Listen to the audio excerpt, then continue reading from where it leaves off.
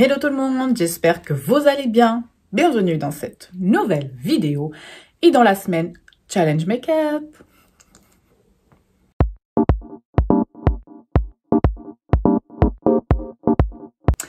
Alors, comme je vous ai dit dans ma dernière vidéo, je vous ai présenté toutes mes palettes. Cette semaine, je me lance un challenge, une vidéo par jour, un make-up par jour avec une palette différente par jour. Et aujourd'hui, on va commencer avec ma toute première palette de grande marque que j'ai eue.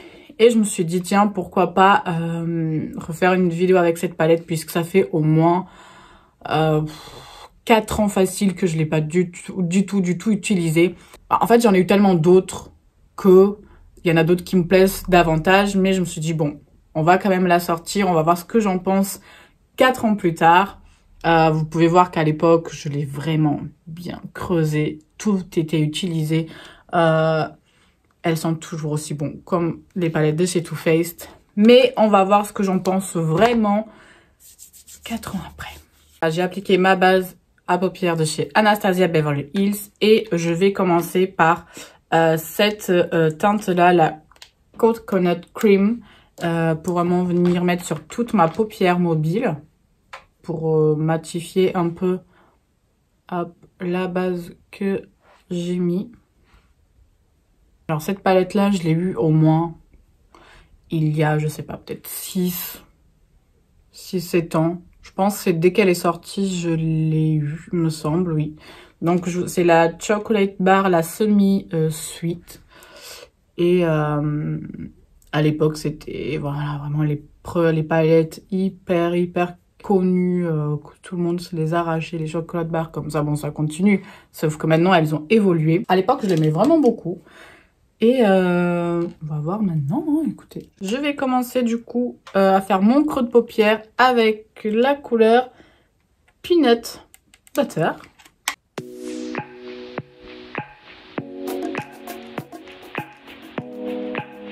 Et voilà pour le creux à paupières. Alors pour le moment, c'est un peu mieux qu'avant, du sens où j'ai mis une base aux paupières et qu'avant, il n'y avait pas de base à paupières aussi intense que à l'heure actuelle. Donc c'est sûr que la couleur ressort un peu mieux.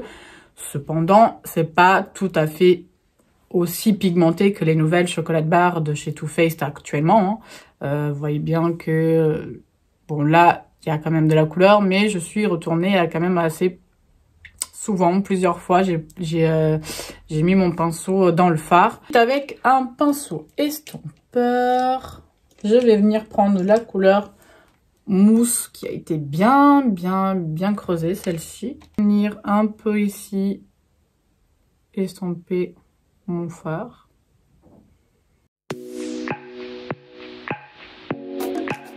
Je reprends mon petit pinceau du début et je reprends la couleur Peanut Butter qu'on avait mis ici, parce que du coup, elle a perdu en intensité.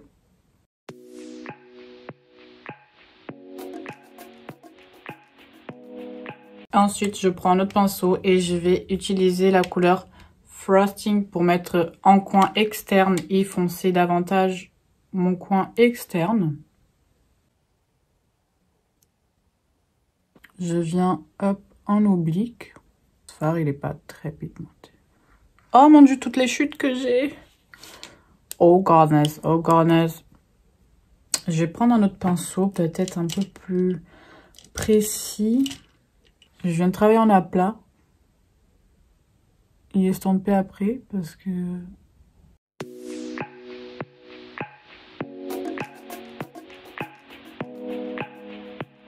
Bon, là, vous voyez bien qu'au niveau de la pigmentation, c'est pas trop ça. Je vais vraiment prendre un petit pinceau très précis et je vais prendre la couleur Licorice, donc la couleur qui est là, la noire, pour essayer d'intensifier davantage. Et hop, je vais venir estomper. Je vais juste prendre la couleur pudding qui est juste là. Je vais essayer de repasser un petit peu sur le noir pour que ça fasse un peu moins noir. Mais et juste étirer un petit peu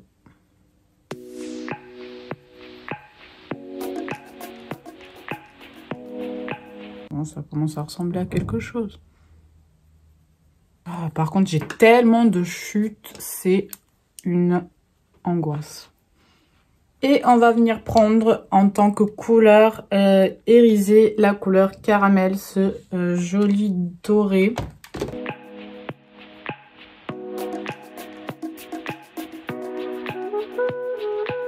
Alors, ce qu'on va faire, c'est que on va mettre un peu de spray fixateur. Donc, je prends ma couleur et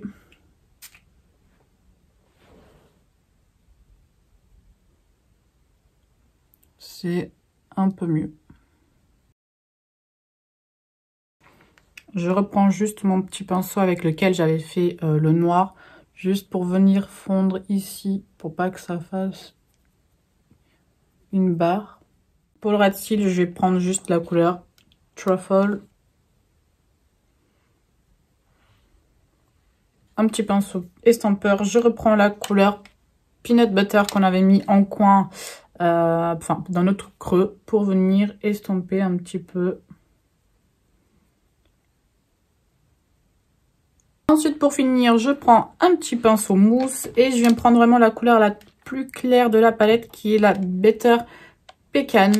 Et on va la mettre en coin interne pour apporter une petite touche de lumière. Et je vais en mettre un tout petit peu en dessous de mon arcade, hop, sourcilière. Donc je vais mettre mon mascara et mon liner et on vient tout de suite après. Et voilà pour le make-up avec les faux cils, et voilà pour le make-up avec le liner et le mascara. Pour le mascara, j'ai mis le Pillow Talk de chez Charlotte Tilbury, que j'aime beaucoup. Ça faisait un petit moment que je l'avais pas sorti. Et liner, comme d'habitude, Epic Ink de chez NYX. Et maintenant, on va faire les lèvres. Pour les lèvres, je vais prendre le rouge à lèvres de chez Sephora, le numéro 6, qui est un cream satiné de chez les Lip Stories. Hop.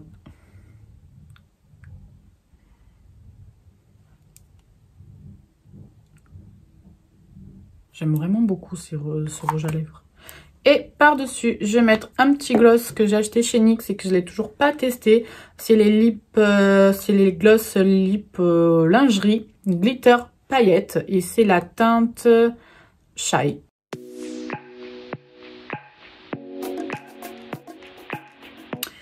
Et voilà pour le make-up.